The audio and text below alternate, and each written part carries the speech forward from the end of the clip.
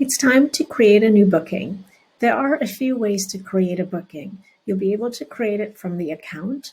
You'll be able to also just create it right from the home page by checking availability first. Or if it's a booking that just has events, you can even create it through a function diary.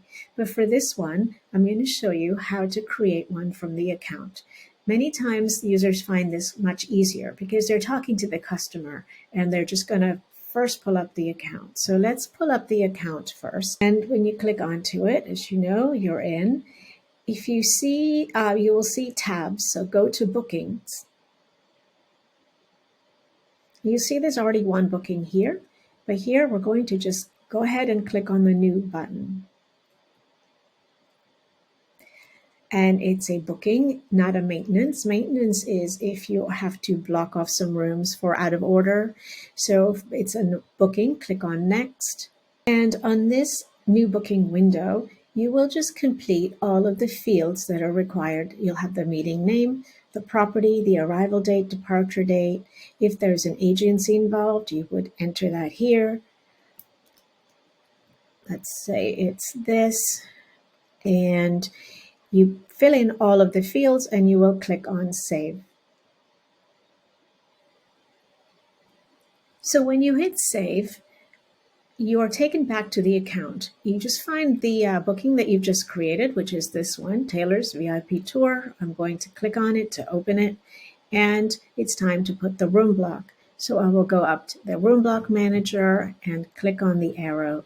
And here it's already taken on the arrival and the departure date that I've entered. So I will just enter in how many rooms you're looking for. Click on room type availability, because here is where you will select which kind of rooms you would like by clicking on guest rooms and on the new button. What rate plan you're choosing, and your rate plans would appear here if they're preloaded, which they should be.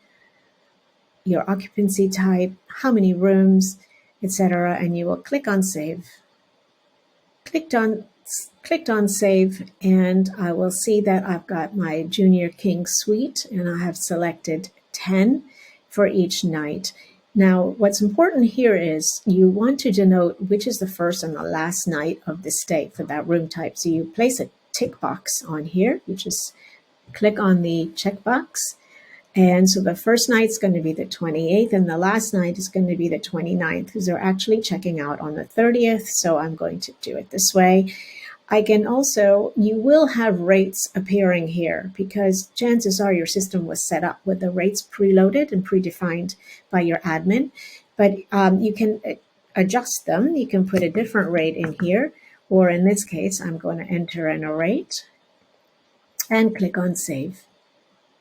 And of course, if you need to add any additional room types, you can do that again by just going to this guest rooms, the new button, and it'll open up the new window again.